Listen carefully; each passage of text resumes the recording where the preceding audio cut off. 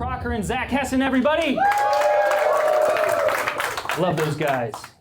How you guys doing? Great, good. You comfortable? Yeah. You should be. I hope you're in pews. I see. What? Did a church close? Because they don't sell secular pews. You know, where did they?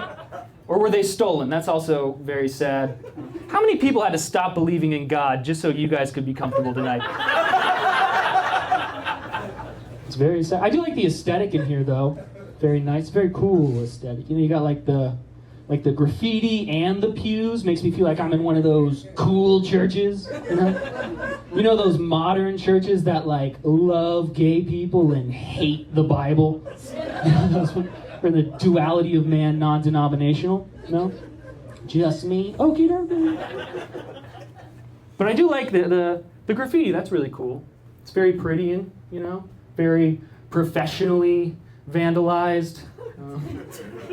Alex paid a real artist real money to come in here and do all this. Let's clap it up for Alex. Woo! Yeah. But she could have just left the door open, overnight. Someone would have done it. I'm sure Vincent Van Gogh nuts would have sprayed these walls pro bono. Might not have looked like this exactly. This would have been a big penis or a big swastika or a big swastika made of penis. Alex is underground. That's what? Alex is under... Oh no! Alex! Can you hear me? Oh my God, get a shovel. Don't worry, Alex, they're getting a shovel. Blink twice if you can breathe. She's dead. I don't make the rules. She's dead. Okay. Let's get some energy. You guys ever seen a comedian do a backflip? Me neither. You're way too close. Jesus Christ. Is it just me, or am I just about to... I got like 7 jokes tonight where the punchline is I kick right at you guys. I'm going to have to take them all out. I'm going to have to take you all out. I'm just kidding. You're in the right spot for now. It's got a great leg. Should probably do some real jokes, huh? I'll just do a couple of jokes and then we'll get to the comedy. Little bit about me. Those rumors you guys have heard about me, okay? They're all true. I am planning on burning down a Subway sandwich shop. But here's the big twist, okay? At the exact same time, I'm going to burn down a Firehouse Subs. It's about damn time we find out who those firefighters really support. You know what I'm saying? Thank you. That joke is called, would you like your bread toasted? What? Hey, we had a fire. All the bread is toasted. A little bit about Michael Keaton. Did you guys know in 1989, Michael Keaton was Batman? Yeah? And then in 2014, he was Birdman. What?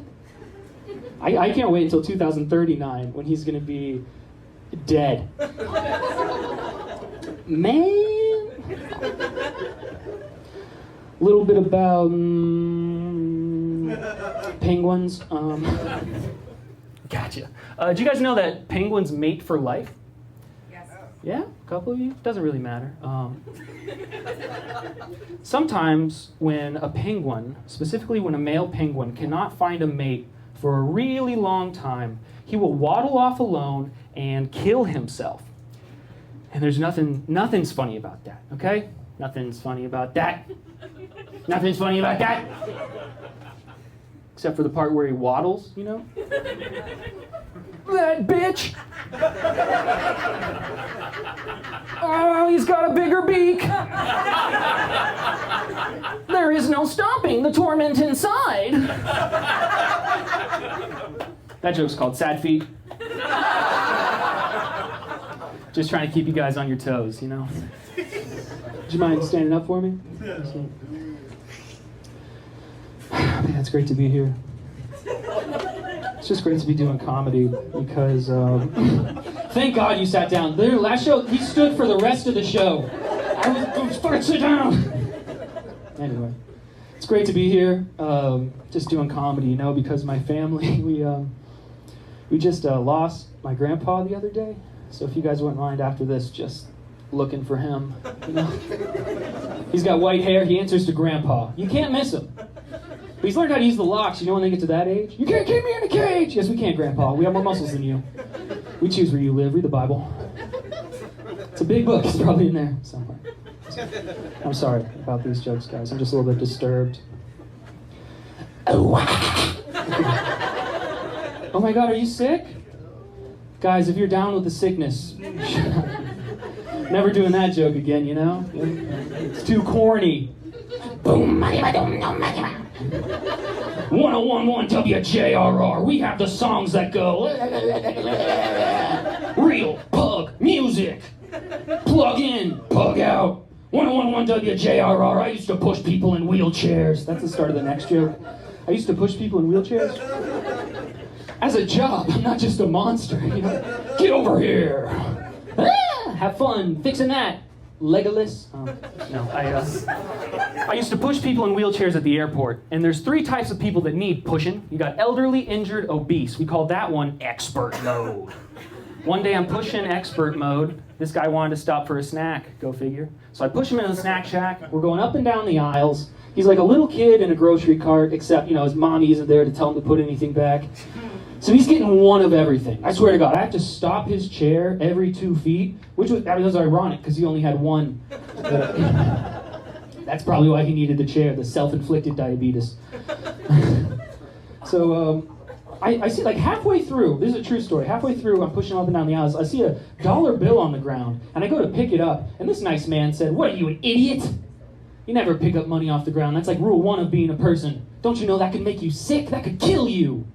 He's getting all preachy with me about his health and stuff. You know? I was like, 30 seconds later, I watched this man purchase like 50,000 calories worth of food. You know, and you guys know where this is going. Let's all say it at the same time. People who live in gingerbread houses should not throw kidney stones.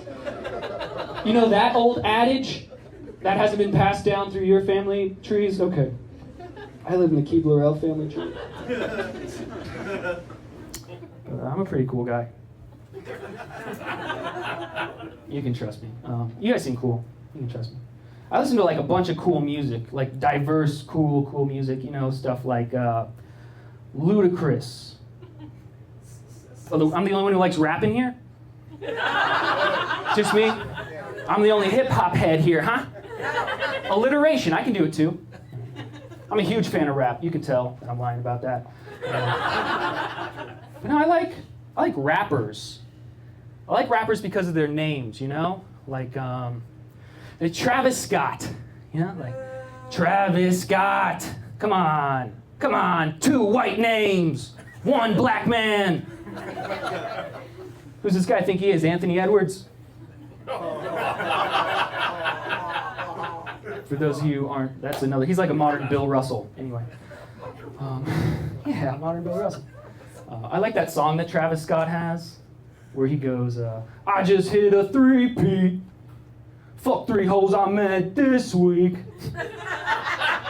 Yeah, did ya, Travis? Because you know, that don't impress me much. You're a famous millionaire rapper. Of course you fornicated upon 3 females in the span of 7 days. I go to work too.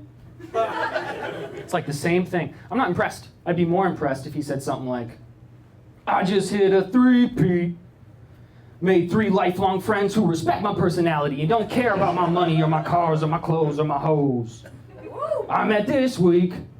I don't do no old hoes. But then the rest of the song's the same. All right. Things are going good. Let's do a little story. When I was a kid, I was convinced I was going to be the starting quarterback for the Chicago Bears, all right? That almost happened. I was very close. The only problem was that every single time I played football, I would cry because it hurts. You know? I'm what the older generation would call a pussy. And they did often. All my football coaches, that was my little nickname. It's sad because it's true. No, but my position on the football team in 11th grade was the rabbit, which they tricked me. That's not a position on a football team. And they would have me, during practice, just like run in a straight line, but just slow enough so that all the real players could practice, injuring a living thing. That was a great morale boost for all the real players. And even the backups were like, ha ha ha ha ha. But I was the only one who didn't like it, so I quit football. And I became the school mascot, that's the opposite, Like, being on the football team, you're like in the army. Being the mascot, you're like elected mayor of a gay neighborhood, Come on, guys, we're dancing. Come do the dances I do, everybody. I liked being the mascot. It felt good, it felt right. Thought all my problems were in the past, but you guys may have noticed I'm telling you a story about it. That's a pretty good indicator that things weren't great. Not up here bragging about stuff, These aren't the good stories or whatever. Drop something. Anyway, I went to Boone High School. It's right over there. Don't look, you can't see it. We're inside. Does anyone know what the Boone High School mascot is? Braves. Braves, that's right.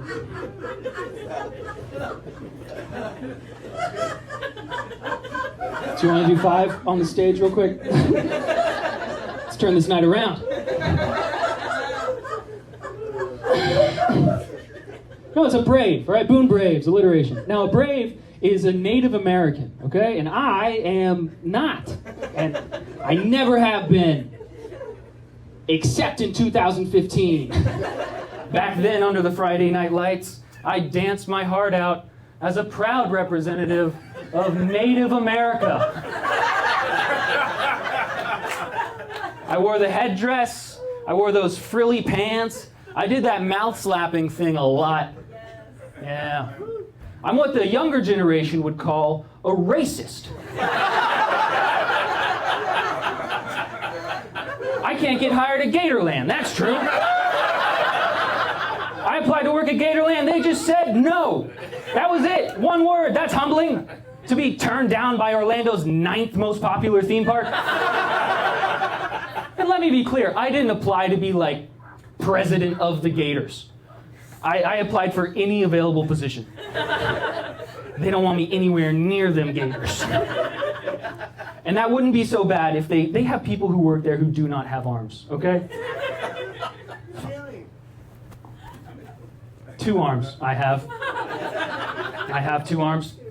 And they couldn't find one spot for me on their team. I don't know, but it's probably good I don't work at Gatorland because I'm like susceptible to sadness.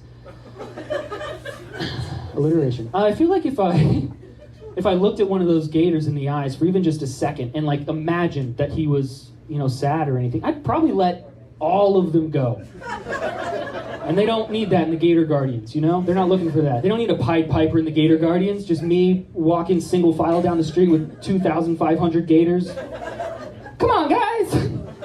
We're dancing! And the gators are like, bah, bah, bah, bah, bah. That's my gator impression. But anyway, it sucks. Sucks to be a gator at Gatorland, They live in those little ponds. They have zip lines that go over the top of the gator ponds. That sucks for them. That'd be like if you were in prison for the rest of your life for attempted murder. And every single day, the person who you attempted to murder just zip-lined over the prison. While wearing a shirt with your face on it. That says, I hand-fed a prisoner at Prison Land. No spots for me on their team.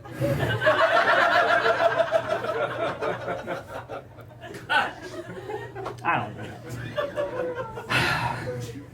Starting to think I might be a loser. Yeah. It doesn't help that a lot of people agree. No one ever disagrees. They say comparison is the thief of joy, but I can't help it, Like my brother, he flies helicopters for a living. That's pretty cool.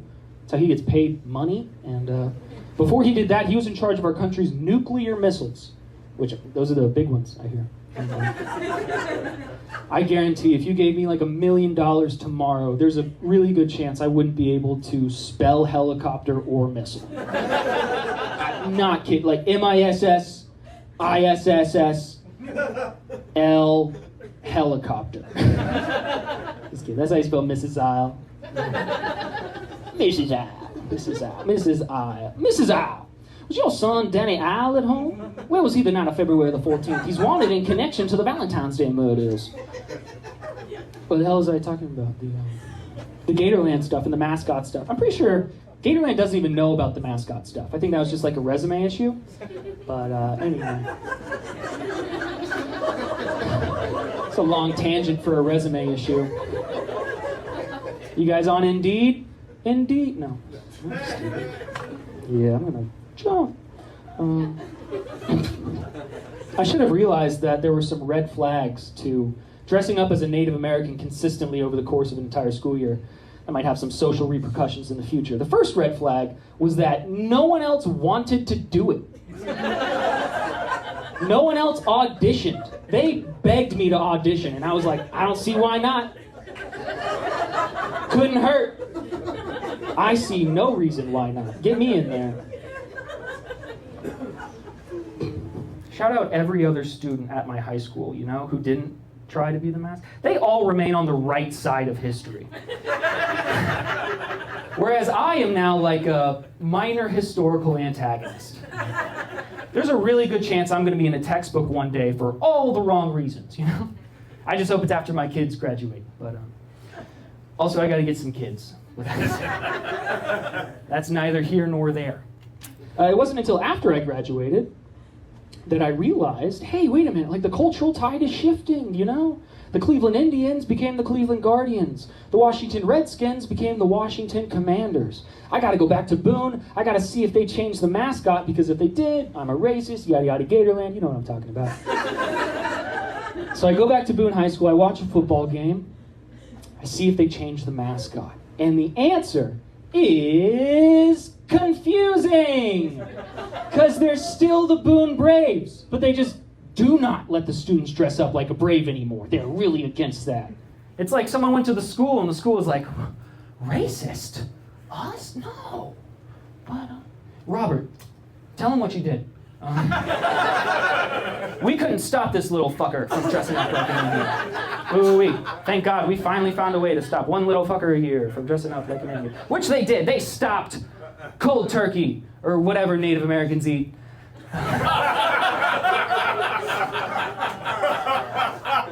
I'm sorry, I take it back. Get it? Okay. So Boone High School no longer has a student mascot.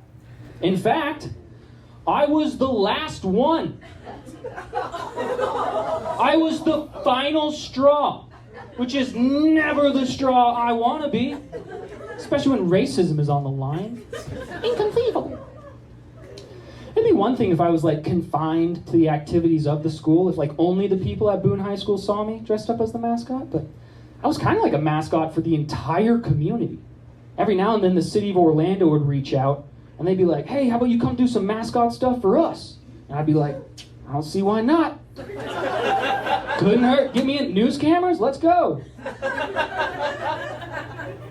Like this one time, the actual city of Orlando reached out and they were like, hey, you know, we're getting all the local mascots together. We're gonna have you guys stand at the finish line and clap. It's gonna be a 5K fun run for heart attack survivors. And I was like, perfect, you know? Let's get those guys running. Wake up! It's 5 a.m., here's a coffee. Now run! Faster! Put some heart into it. Show us your heart. I don't know, something with heart. But they tell these runners, don't just stop running. Don't stop running, not till you reach the finish line, where you see all the mascots standing there clapping for you. And guess who was the only mascot to show up? That's right, Robert the Racist. Standing there by myself. How? Did it go? Where are you going? No one stopped at the finish line. Everyone was running at full speed with no logical end in sight, past me as fast as they could. All these heart attack survivors are off the reservation, so to speak.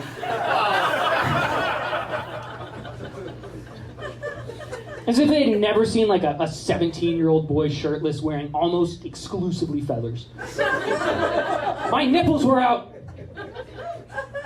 painted orange, at 6 a.m. That's too early in the morning for orange nipples. I have that tattooed on my ass. And I'm aware Native Americans don't have orange nipples, okay? Those were the school colors. I just don't see why anyone was upset. No, I get it. Like this one lady, she said that she was upset because I was dressed up like a war chief. That's a very specific complaint, so I looked into that. And turns out becoming a war chief, very hard thing to do. So hard, in fact, that there aren't any left. There are no war chiefs left. The last one was a man named Joe Medicine Crow. And if the middle name Medicine was not a giveaway, he did not get in trouble for being war chief. My middle name is Neil. You can spot the difference. But he got the title of war chief back in World War II by doing a bunch of dangerous stuff, including leading a victorious war party and stealing an enemy's horse. Which, I mean, obviously, I have never once even been presented the opportunity to steal an enemy's horse. But you better believe that's all I've been thinking about. How cool that would to leave anywhere, not on a horse, and to return to that spot later on a horse? And you're just sitting around on your literal high horse, just waiting for anyone to be like, I don't know, we just jumped on.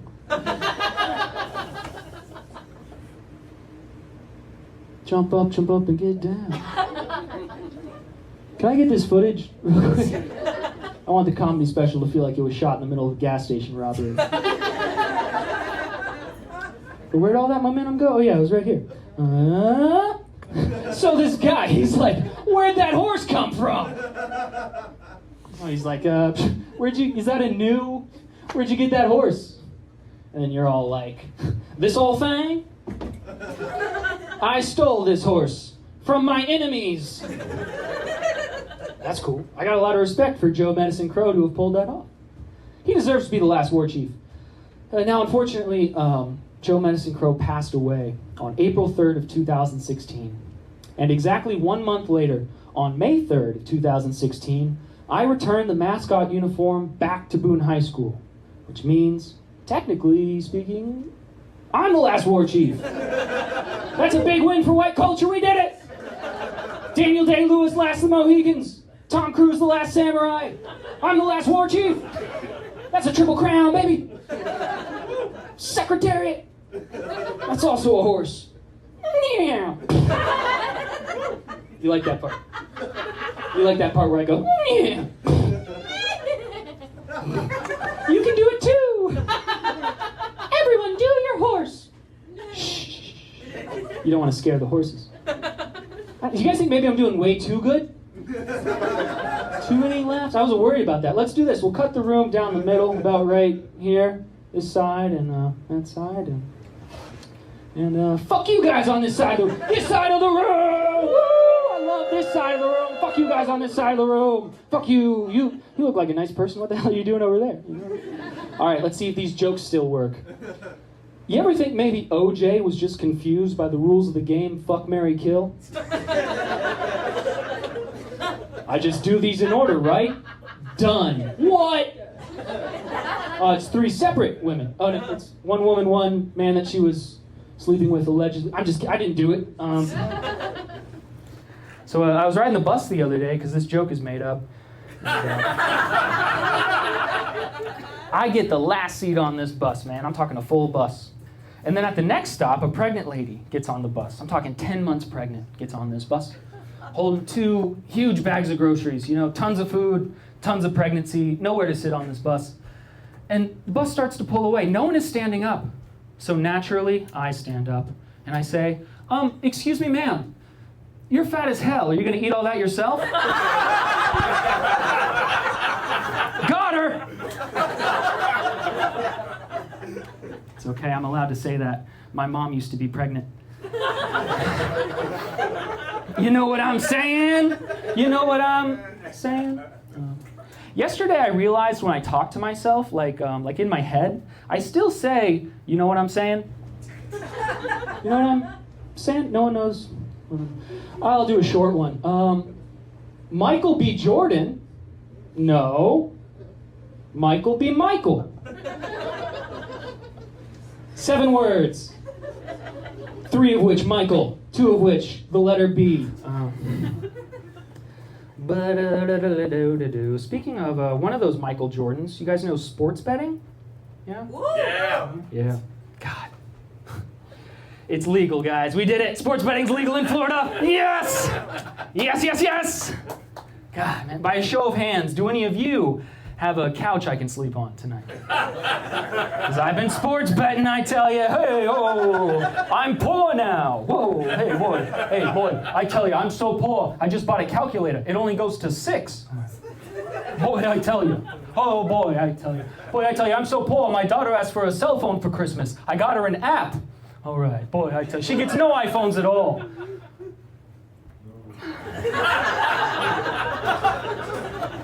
Did I do that one about my dead grandpa yet? Oh, wow. She just likes the noises.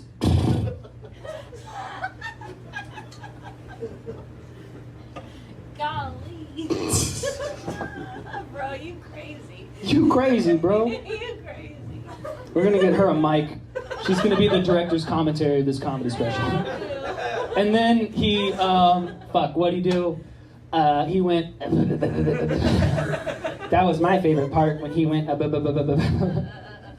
Anyway, I got this brand new weather app on my phone. You have to, it's a free app, but you have to pay money to unlock hurricanes. Can you believe that? 99 cents per month, they'll show you any hurricane in the world. And for an extra 99 cents, they will show you their tits. What? Yeah. If you're curious, they're cumulus. Nah, but seriously, I do have a girlfriend. I have a little nickname for my girlfriend. I call her Rapunzel because of the way that she's about to turn 18 years old. You guys seen that movie? You need to rewatch that film. From the studio that brought you such classic love stories as Cinderella and Song of the South comes a new tale about a man. He was 27, and a girl. She was... Oh no, that can't be right. She was 17 for the whole... She turned 18 at the end? Okay. And what happens the second she turns 18? They make out? Ah. From the makers of Winnie the Pooh comes statutory Rapunzel. Wow. That's so bad. I know. Are we gonna be okay though? No. No.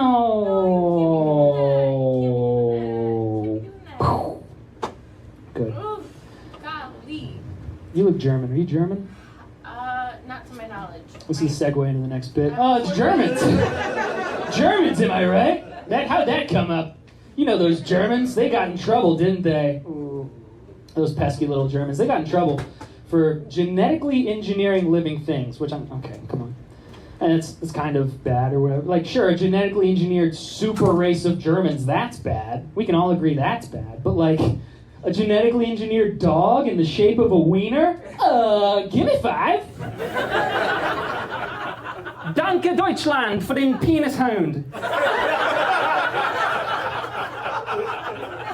Which I think translates to thank you Germany for the penis hound, which was also my nickname in high school. I'm just kidding. They called me Chief Mayonnaise. And some people called me Rob. All right, here's a character who I pretend to be sometimes.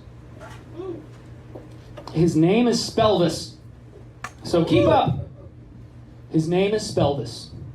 Well, it's a 1 for the money, a 2 for the show, a 3 to get ready now. Go, cat, go, but don't you step on my B-L-U-E space S-W-E. What? Don't stop. We're doing... What? Nope.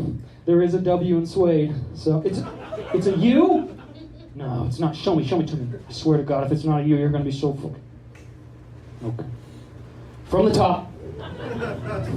Sorry, folks, these songs take forever. Such is the curse of Spelvis. Well, it's a 1 for the money. I'm not doing it again. You guys didn't like it. I'm not doing it. I'm going to do something very different now. You guys can tell I didn't go to college, right? Definitely. Yeah. Smart on my part.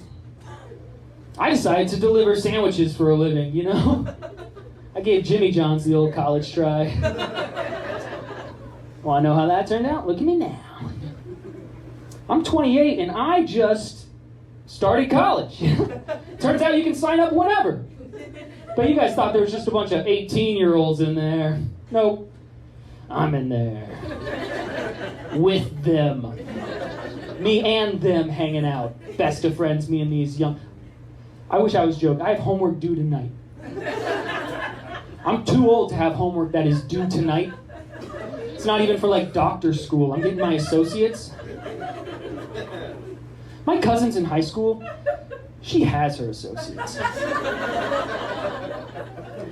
That's why God, I hate whenever I'm like watching a movie about college with a buddy who's not even in college, and he's like, well, this movie isn't believable. These college kids are being played by 30-year-old actors. And I'm like, yeah, that's crazy. I'm gonna go home, not so I can paint a color wheel for my online art class. That's due tonight! At 11:59 p.m. tonight, I have to go home after this and paint a color wheel for my online art. I have to let another man know that I know where red goes. Last week, my homework was to write down my name and a song I like. And I have an 89 in this class. The fact that I'm not teaching this class... Professor Vincent Van Gonuts is giving me a very hard time. I don't know, man. College isn't even like...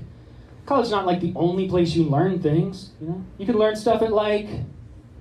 Jimmy John's, for instance. Learn how to be a cool-ass dude or a cool-ass lesbian. And that ain't nothing. Those are two options. You could do that. I don't know. But I wanted to do my childhood dream job. Not like the Bears, not the Chicago Bears. But like I wanted to be a tour guide at Universal. That was my other childhood dream job. And I finally did it. I got it. And it was great. Felt good. Felt right. Thought all my problems were in the past. But you may have noticed I'm telling you a story about it. That's pretty good. I had a really serious problem at the time. I used to really want to kill myself. Thank you for laughing at that. That's a big problem to have, you know? Thankfully, my second biggest problem was procrastination. Those two kind of cancel out, you know? Like being an ugly sex addict or a reclusive gossip.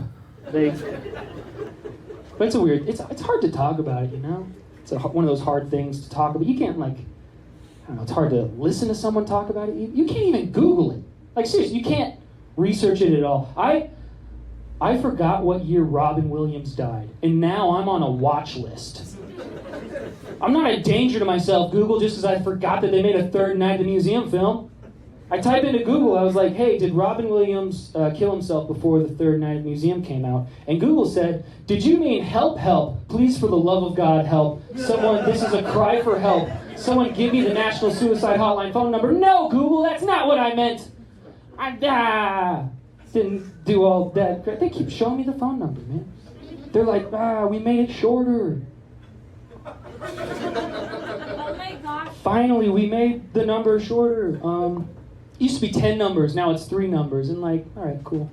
But, you know, for me personally, the barrier to entry was never those 7 digits. You know? It's fucking impossible to talk about. No one knows how to talk about it. Everyone just says the same 2 things, you know? The first thing people say is, don't. Come on. Do you imagine if that worked? All the headaches we could have saved with a Nancy Reagan, no, stop thinking about it, don't do, drop it. There they're gone. The second thing that people say is, just go ask for help.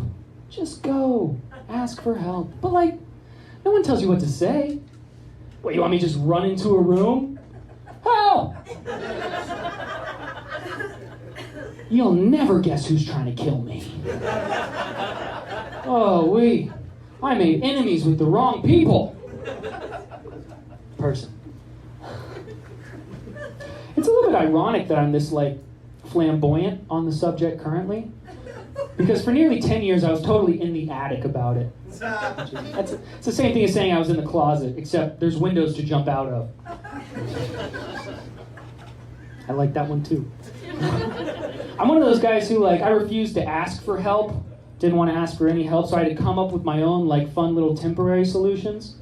One of those was listening to stand-up comedy about suicide, because it just made me feel like I wasn't alone. And so I was like, hey, I should just write a bunch of jokes about it. There we go, become a perpetual alive machine. But it's a bad idea if you couldn't tell, Writing a bunch of suicide jokes. I wasn't even at the point where I could tell one single person I had this problem, let alone silly voices about it, I don't know. I tried to write a bunch of jokes, and that was how I found out the hard way that on paper, suicide jokes look a lot like suicide notes. You can't leave them lying around. You know how hard it is to explain a normal bad joke to your roommates? I was like, it's a joke. They're like, Robert, that's not a joke. It actually was a joke. In my defense, it is very hard to make anything about suicide even remotely funny, It's a lot like being a contestant on that cooking show Chopped. That show where they give you bad ingredients on purpose? They're like, chefs, you have 15 minutes to create a delicious dessert using soy sauce, squid, and seppuku. Alliteration, again. Jeez, I'm full of it. Okay, you guys aren't going to be on board with this part, but I already, So. The second thing I did to try and cure this myself was I was a tour guide at Universal, and I gave as many free tours as I could to Make-A-Wish kids. Have you guys seen Iron Man 2? This is going to connect. When Tony Stark, his arc reactor isn't working, and so he's using all these little batteries to put in his arc reactor? I was just burning through Make-A-Wish kids. My own personal battery packs. Because nothing changes your perspective faster than putting a poisonous kid on a roller coaster.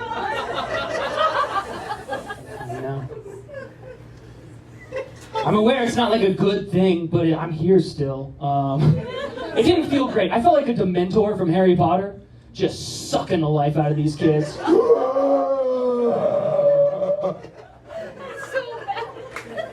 Don't quote me on that.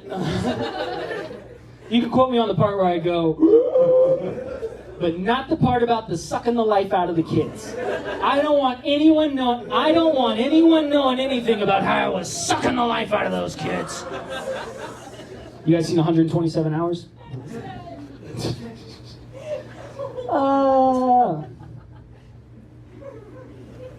Every single one of these Make-A-Wish kids was very jealous of me. It's just true. They would all say the same thing. They would be like, boy, Mr. Robert, I wish I was you. You mean you get paid money to ride these rides? It's a quote. You get paid money to ride these rides every day? I wish I was you. And I would say, kid, you have no idea.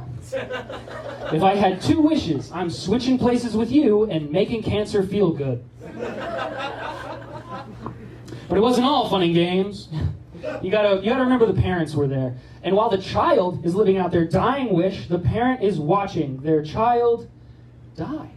And there's nothing funny about that. No. Nothing's funny about that. Thankfully, the siblings were hilarious. You guys think I'm bipolar. Those little fuckers did not know how to act. Think about it. They're like, they're having the time. They're reaping all the benefits of the Make-A-Wish system without actually having to die. But they're maturing at 1,000 miles per hour. So at the beginning of the day, they're like, oh, I want to meet Harry Potter. And by the end of the day, they're crying because magic doesn't cure cancer. They all tried. It was very sad to watch them try. Little fake plastic wand pointed at their lungs. Reparo!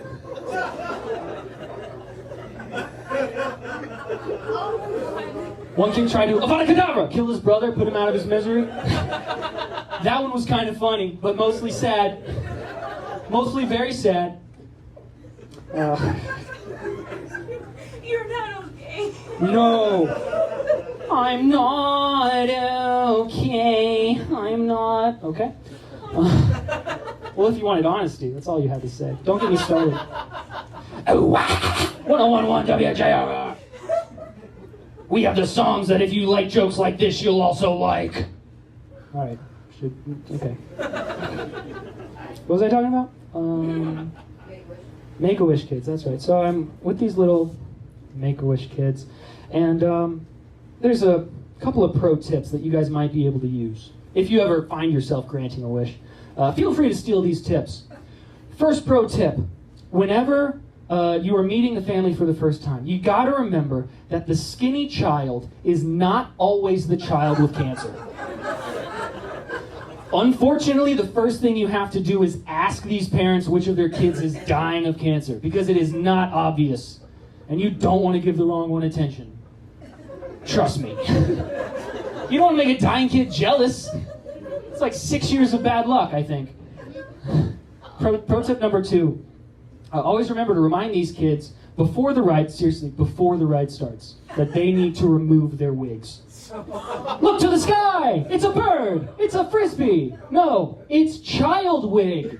Child wig, the saddest size of wig. Extra small, they require less hair. Your donations go a long way when you lop off your locks for child wigs. So clearly I needed some help. When I asked for help, it was anticlimactic. I had it worked up so much in my little emo brain. I thought that like if I called up a professional, they would say stuff like, "Oh my God, what are you blah, blah." But they were just like, "What's your email address? Get in here." It was way easier than I thought. I felt foolish to have waited for so long. But I did find out when you ask for help, you don't just get help. I had to be sorted first, like laundry or a first year at Hogwarts. They don't like take your word for it on the phone. They got a lot of unreliable narrators in their line of work. So they're like, how about you just come in, you break down on the floor in front of us for a couple of minutes, we'll figure it out. So I go to the sorting facility. I go into the first room. There's a little nurse in there with a stack of papers all the way up to the ceiling, and she asked me a million of the most embarrassing questions I'd ever been asked in my entire life. And then, in the next room, I peed in a bunch of cups. But don't worry, they asked me to. I wasn't just lashing out about those questions. Third and final room I go in, biggest nurse, smallest room. Both of his shoulders are like touching the walls. And his whole job was to find out if and how I had any scars on my body. That way if I get like shanked in the joint, they can be like, ah yes, that one's new. His whole entire job is to find out how I got these scars. So I open the conversation with, "Do you want to know how I got these scars?" Which I think is the funniest fucking thing I've ever said in my entire life, given the context. But he did not get the joke. He got backup. He got another giant kingpin nurse to stand right behind me for the rest of the interview, because apparently they take Joker impressions very seriously at the mental health intake facility. It's literally a box on their sheet. Depressed, anxious. He thinks he's the Joker. It's like saying bomb at an airport. But at least when you're at the airport, you can be like, "Look, no bomb." I had no way to prove to this man that I did not think I was the Joker. I thought I totally messed up my sorting. I thought they were going to send me away to one of those giant Gothic Art Deco buildings that's always surrounded by lightning and bats. But no. I went to a behavioral health center, that's basically just a daycare for sad adults. Like, I thought when I got there they'd be giving me like injections and hypnosis and electroshock therapy, but they just gave me coloring books. I was like, I don't think you're taking my problem very seriously. And then they took my coloring books, and I was like, oh, you give me those back. You have no idea what's about to happen if I don't get those back. You're all gonna see. First thing that happens when you get to this place is they remove all the weapons off your person, as if it's like an old saloon or something. And remind me next time I have a mental breakdown to just bring a bunch of weapons. Just so I can give some light verbal pushback whilst they're being removed. Oh man, you gotta take that one too. Come on now, not old Trusty the gun, or whatever people name their guns. I don't know. I'm not allowed to have guns.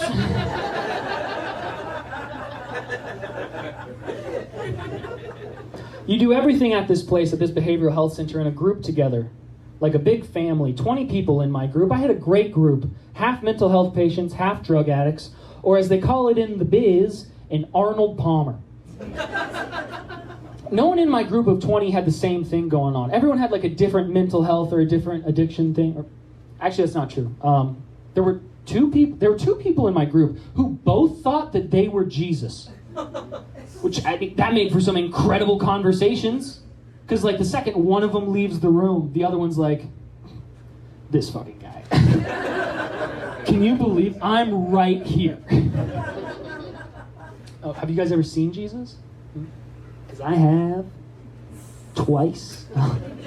I saw Jesus talk shit to Jesus. Here's how that went down. Oh, ye of little faith. I am the way, the truth, and the light. No one comes to the Father except through me. Oh, fuck you, fake Jesus. You not Jesus, I'm Jesus. My money was on the first Jesus. He had his scriptures down. But no, you do everything at this place in a big group, including group therapy. You do group therapy together, which at first I was very against. Call me crazy, but I wanted to do my therapy with, a therapist. Not 19 of my fellow inmates. Not literal reverse psychology. I'm not an expert on therapy, but it's not supposed to feel like the WWE Royal Rumble. But I eventually came around to the idea of this group therapy. It ended up being my favorite part about the place, and maybe the thing that was most beneficial. But there was one part that never got any easier, which is that I would always sit with the drug addicts, just because they were like the cool kids, And in case you're wondering, from high school, still the cool kids.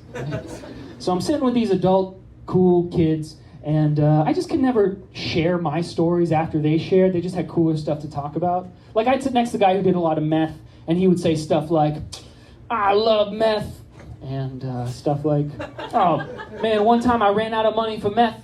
And so I needed to get more money for my meth, and I go to the bank, but I forgot my gun. And so I went to the park, and I'm teaching Pidgin Sign Language. And then I got shot 4 times, twice.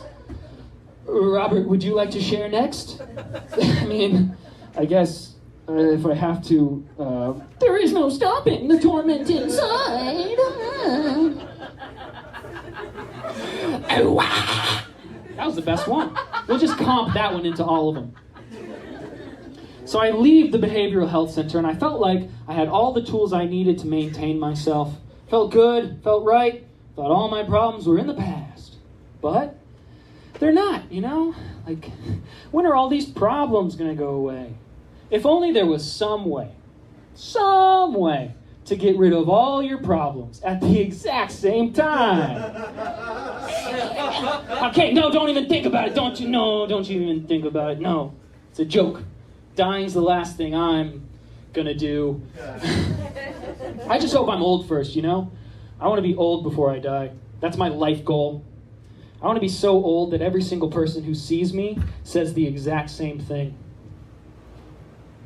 Ah! Oh my God! Should I kill you?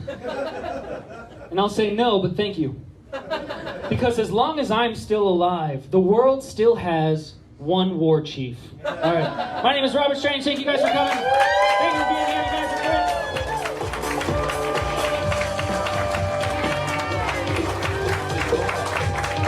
Goodbye.